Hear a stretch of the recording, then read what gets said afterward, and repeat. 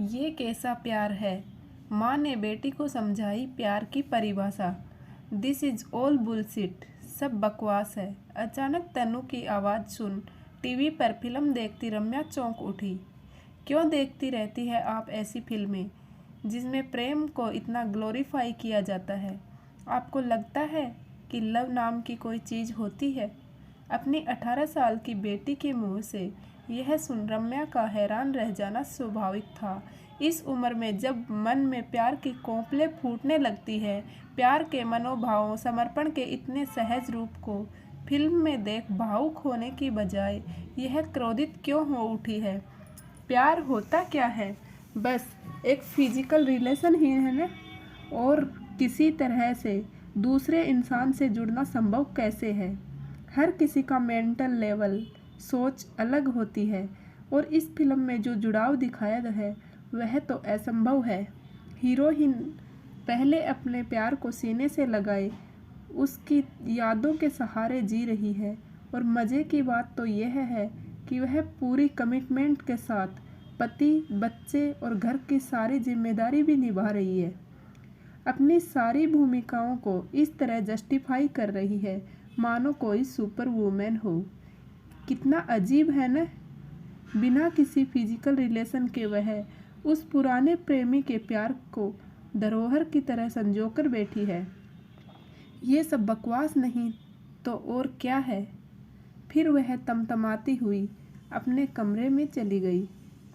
रम्या सोचने लगी, क्या प्यार केवल शारीरिक ही होता है या पीढ़ी के अंतराल के कारण पूरी सोच के बदल जाने से प्यार के मायने भी बदल गए हैं?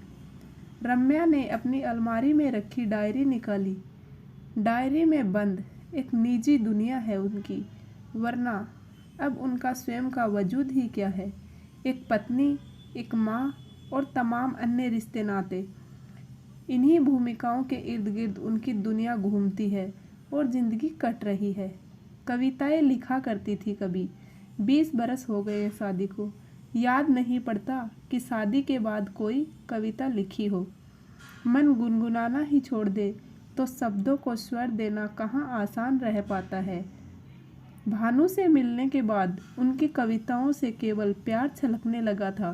कितनी शिद्दत से महसूस किया था उन्होंने सब कुछ, लेकिन व्यक्त करने की हिम्मत कभी नहीं आई। अगर आज तनु ने उनके सोए हुए तारों को नहीं झंझनाया होता तो कभी भी वह बिसरी बातों को याद ना करती। मम्मा, मैं बाहर जा रही हूँ, देर हो सकती है। कहते कहते तनु अंदर कमरे में आ गई। पलंग पर एक डायरी खोले बैठी मम्मा उसे कुछ अलग सी लगी। न जाने कौन सी दुनिया में खोई हुई है, ऐसी दुनिया जिसमें आज तक किसी ने प्रवेश ही नहीं किया हो। मम्मा, तनु का स्वर सहमा हुआ था।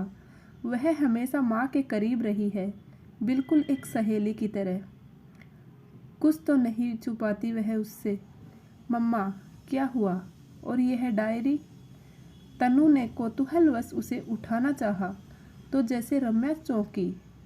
बड़ी सहजता से उसे तकिए के नीचे रख दिया। अगर वह ऐसा न करती तो तन्नू अभी उन्हें सवालों से घेर लेती और वह उससे कुछ छिपा नहीं पाती। क्या कह रही थी? मम्मा, वह आज रोहित का बर्थडे है ना? तन्नू का मन उलझ गया था। कुछ बात है ज़रूर। मम्मा इतनी बदली बदली सी क्यों लग रही है? ठीक है, लेकिन समय का ध्यान खुद ही रख लेना। मम्मा, आप ठीक है न? कहे तो मैं नहीं जाती। पापा भी अमेरिका से न जाने कब लौटे। उनके ये बिजनेस ट्रिप, आप भी कितना लोनली फील करती होगी। मैं ठीक हूँ, तुम जाओ। वह इस समय अपनी उस दुनिया में लौट जाना चाहती थी जहाँ वह थी और था भानु। प्यार के सही मायने तो उसी ने सिखाए थे। जैसा प्यार था वह भी कोई जुनून नहीं, बस समर्पण। न स्पर्श की इच्छा, न छूकर मदहोश होने की ख्वाहिश, बस मन से जुड़ाव। ऐसा नहीं था कि दोनों के अंदर एक दूसरे की बाहों में समा जाने की चाह न पैदा होती हो, लेकिन सही वक्त आने तक रुकने का इंतज़ार करने का उनमें धैर्य था। पर यह कभी नहीं सोचा कि चूंकि रिश्ते में शारीरिक उन्माद नहीं है, इसलिए इसे प्यार का नाम नहीं दिया जा सकता। पहली बार जब भानु को दीदी के घर देखा था तो कोई एहसास मचला था रम्या के भीतर। उसकी नज़रों में न जाने क्या था कि वह उसके आकर्षण में बंध गई थी। कॉलेज जाती तो राह चलते हर इंसान को इस उम्मीद से ताकती कि शायद वह कहीं दिख जाए, शायद उसका ही इसमें से कोई चेहरा हो। उस दिन बाजार में वह दीदी के साथ ही खरीदारी कर रही थी। अचानक किसी ने पीछे से पुकारा, भाभी कैसी हैं आप? पहचाना मुझे? उस दिन आपके घर आया था समारोह में।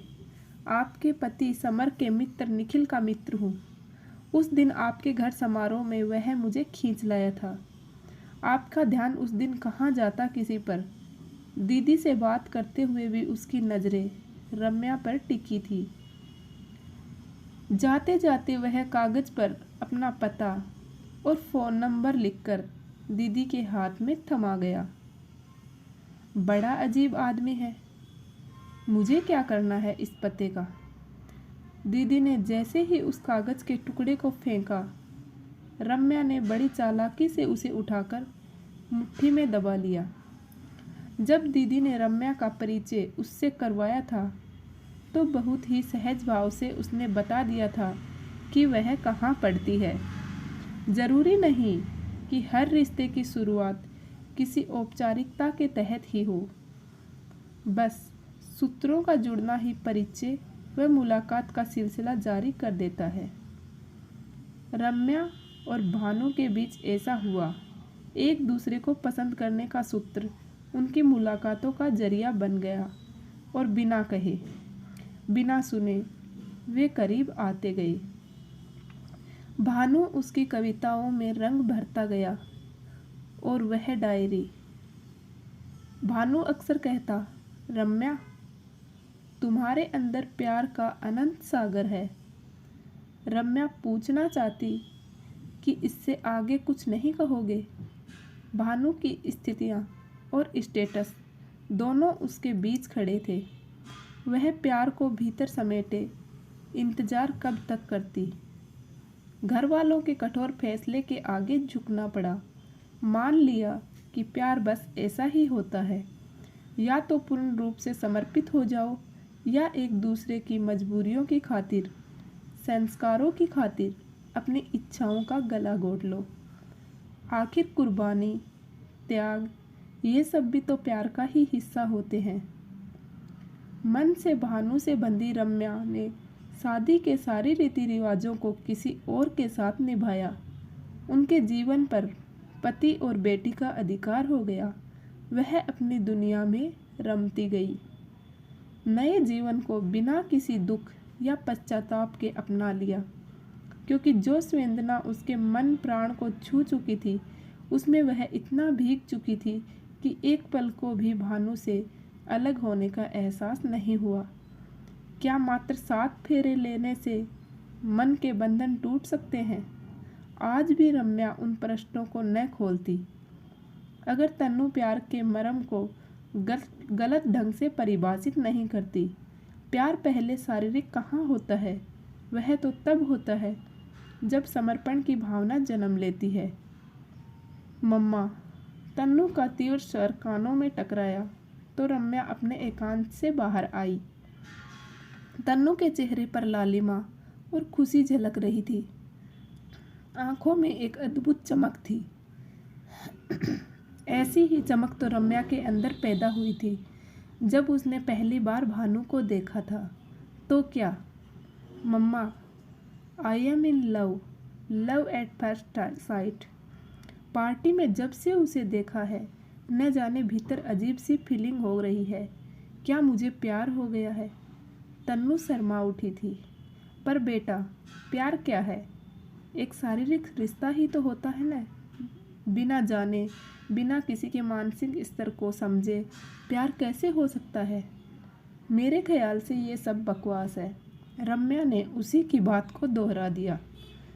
सॉरी मम्मा, मैंने शायद आपका दिल दुखाया, लेकिन मम्मा, मैं आपकी तरह उसे हाथ से जाने नहीं दूंगी। रम्या अवाक थी। कैसे डायरी बिना खोले ही सारे अध्याय पढ़ डाले इस लड़की ने। उन्हें कोई ग्लानि या शर्म नहीं महसूस हो रही थी। उम्मीद करती हूँ ये कहानी आपको पसंद आई होगी। कहानी के बारे में आपकी क्या राय है कमेंट करके ज़रूर बताना। अगर कहानी पसंद आई हो तो वीडियो को लाइक करें और चैनल को सब्सक्राइब करें। पूरा वीडियो देखने के लिए आपका बहुत बहुत धन्यवाद।